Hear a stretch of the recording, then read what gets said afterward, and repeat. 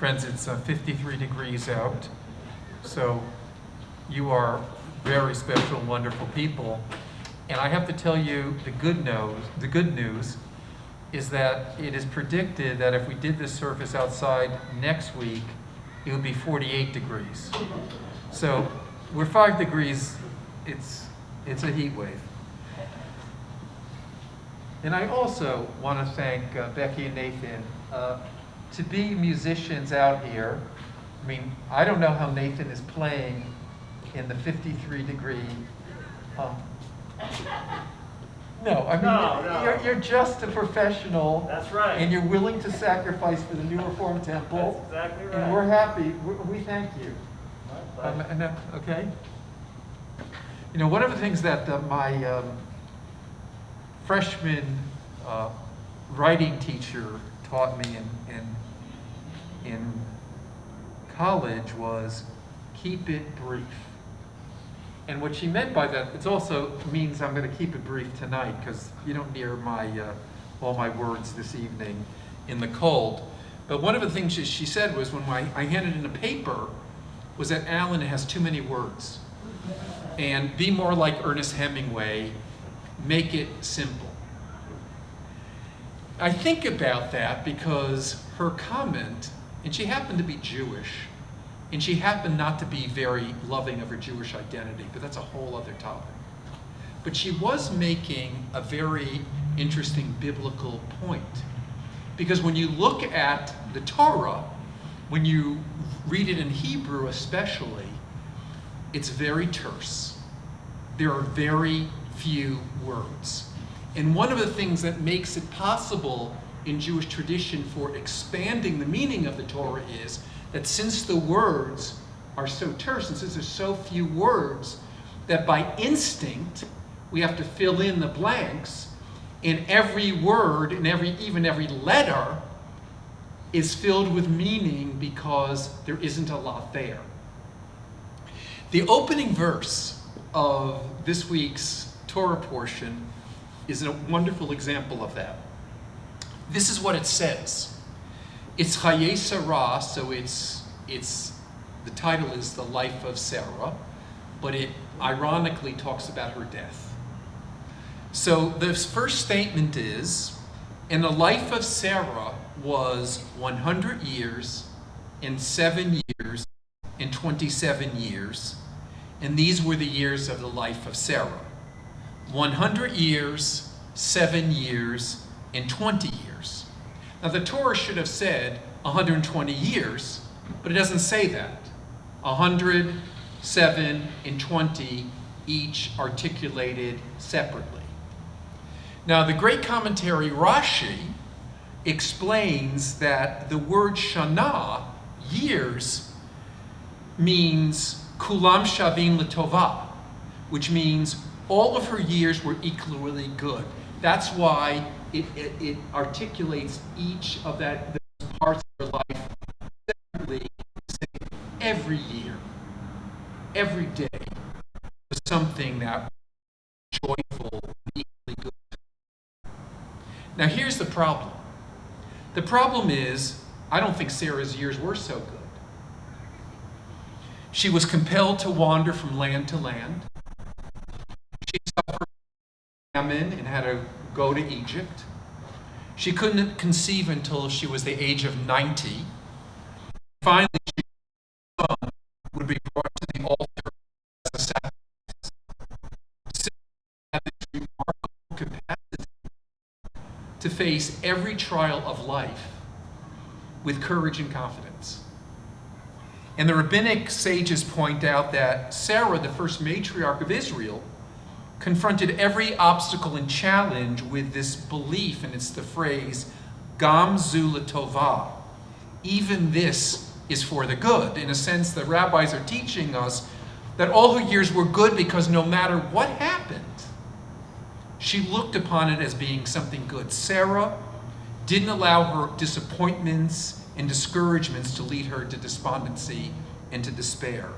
There's a Hasidic interpretation that's very similar to this that says Sarah's days are all called good because she blessed the good and the bad. Even the worst days were good in her philosophy of life.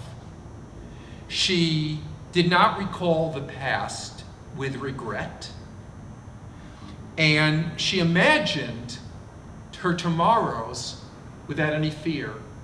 She looked at life with anticipation. There is a statement that Robert Louis Stevenson made that I think is so poignant, where he said, "To make the least of the worst and the most of the best." Now, if you look at the history of some of the great people, one of the things you discover is that's exactly what they did. Well, George Washington, when you look at the history of his leadership of the Revolutionary Army, he won. He was defeated in most of the battles that he fought until he studied his losses. He conserved his troops and ultimately won the war. But if you look at the totality of the battles he fought, he lost most of them. Franklin Delano Roosevelt was so crippled that he couldn't walk without assistance that nevertheless, he was elected to the highest office 4 times. And here is an incredibly beautiful example. The Klausenberg Rebbe, a Hasidic Rebbe, it's not a very large Hasidic group. He lost his wife and 7 children in the Nazi Holocaust.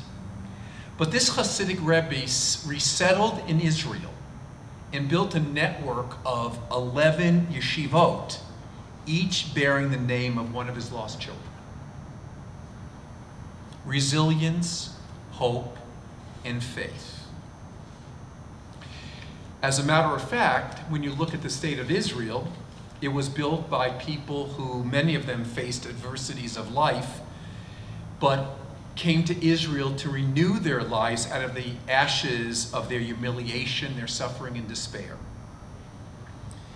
When we have insight and wisdom that permits us to say to the troubles, even this is for the good, we have developed an outlook where we can master our troubles and muster the strength that we need to deal with life.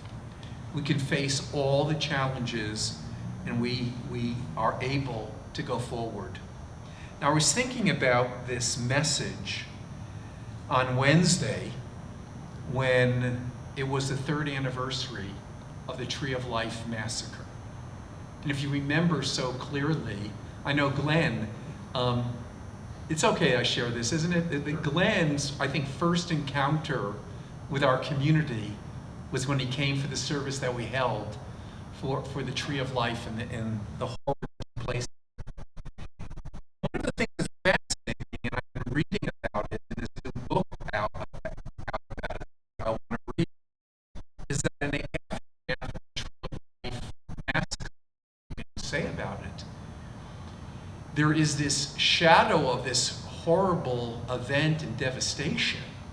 And yet, when you look at what's happening in the community today, the synagogue that was tainted is built by one of the great architects. What's the name of the architect? Yeah, Levi Stein. I mean, one of the great European architects, American architects, is designing a new synagogue, Jewish center. The Jewish community has come together. And they've come together with a sense of hope and anticipation for the future. So there's 2 ways to look at life. One is to be dragged down by our defeats, our successes, and our challenges. Or it's another way to look at life and say, look at the possibility, look at the opportunities that we face in the future. So that to me is the message of Sarah's life. She didn't have an easy life, but somehow she was able to find within every year of her life a sense of opportunity, a sense of renewal, a sense of hope, this incredible ability to overcome that which could defeat her to find a beautiful life. And my prayer for all of us, I mean, for us as individuals, for us as a community, for us as part of the Jewish people, for us as part of America, wherever we place ourselves, not to be defeated by that which is depressing to us, but to address life in the future with the sense that we can make that good. We can create hope. The future is bright. And if we can live by that, I believe that we can make that future bright. Let that be so.